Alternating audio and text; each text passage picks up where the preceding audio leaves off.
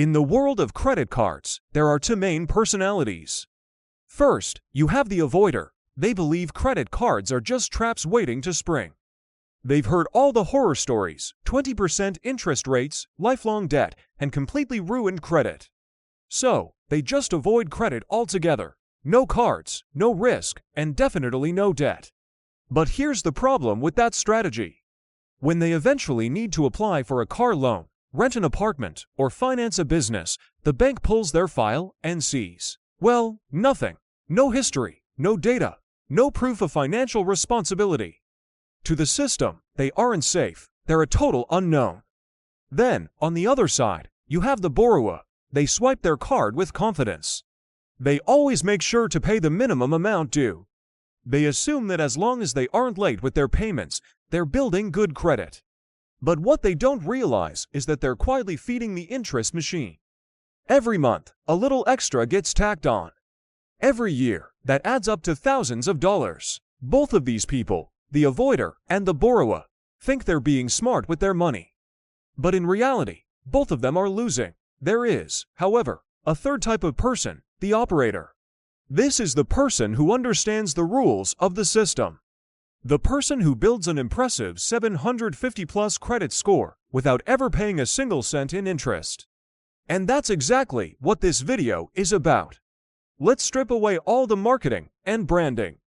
At its core, a credit card is simply a revolving line of credit. That means you borrow money, you repay it, and then you can borrow it again. There's no fixed end date like with a traditional loan. But here's the critical mechanic that most people miss. Credit cards operate on cycles. Imagine a 30-day window. During those 30 days, you swipe your card for groceries, gas, subscriptions, and dinner out. Your balance gradually rises. Then, the billing cycle closes. A statement is generated, and that statement shows one key number, your statement balance. Now, a new clock starts ticking. You typically get a grace period of 21 to 25 days before the payment due date. If you pay the full statement balance before that due date, you pay zero interest. That's right, the bank just loaned you money for free. Let me repeat that, because it's important. Credit cards only charge interest on unpaid balances that are carried past the due date. Interest is not an automatic thing. Interest is a penalty for breaking the timeline. That's why the very first rule of our starter kit is simple: never carry a balance. If you cannot pay it off immediately from your bank account, do not swipe the card. Now, let us talk about the most dangerous line on your credit card statement, the minimum payment due. This number is not designed to help you. It is designed to extend your debt. If your balance is to $1,000, your minimum payment might only be $40. You pay the $40 and you feel responsible. You successfully avoided a late fee. But the remaining $1,960 immediately begins accruing interest. At a 20% APR, that balance compounds incredibly fast. And here's the psychological trick at play. Minimum payments make debt feel manageable. But they stretch what could be a 6-month payoff into a 3-year ordeal. This is why so many people think they're rebuilding credit while they're actually slowly drowning in debt. Your credit score is built by paying on time, every time. It is not built by paying interest. The scoring system does not reward you for carrying a balance. That is one of the biggest myths in personal finance. You do not need to carry debt to build credit. What you need is activity and consistency. So, let's build this correctly from the ground up. Step 1. Choose the right entry point.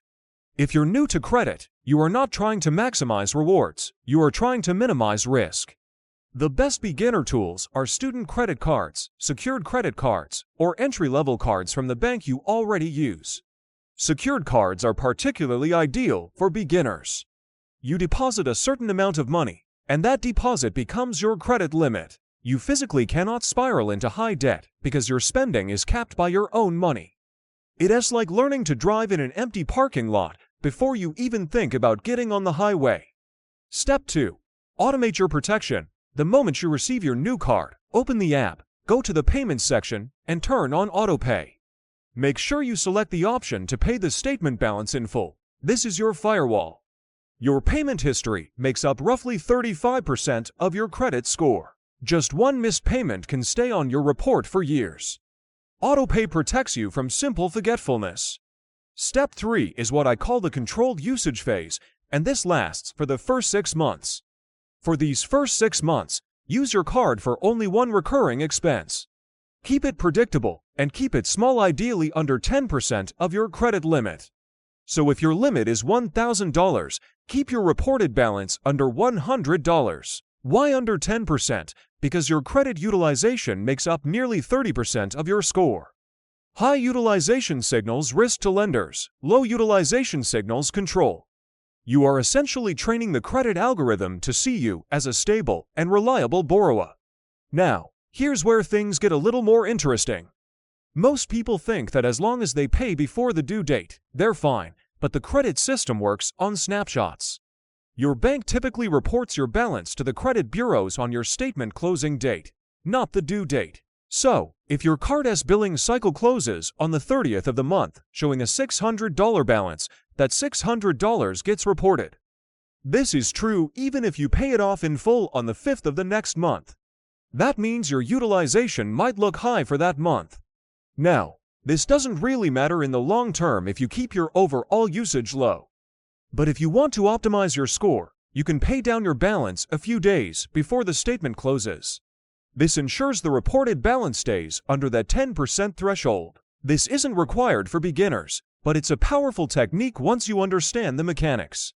After 6 months of perfect payments, it's time to request a credit limit increase. A higher limit with the same small spending equals lower utilization. For example, if you spend $100 a month on a $500 limit, that's 40% utilization, which looks risky. But that same $200 on a $2,000 limit is only 10% utilization, which is excellent. Higher limits give you more breathing room, and most banks are happy to reward consistent, responsible users.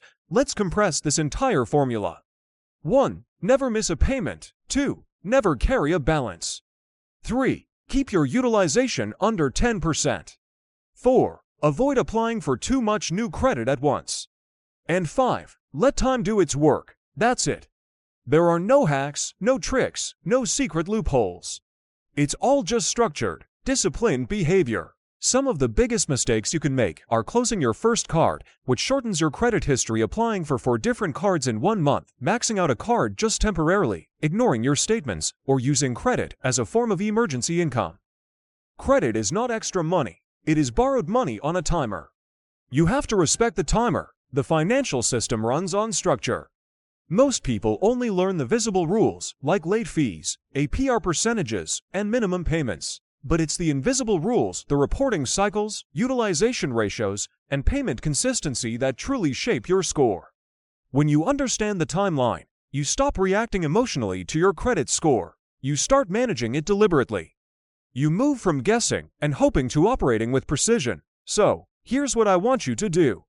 For the next 30 days, pick one of your credit cards. Find your statement closing date.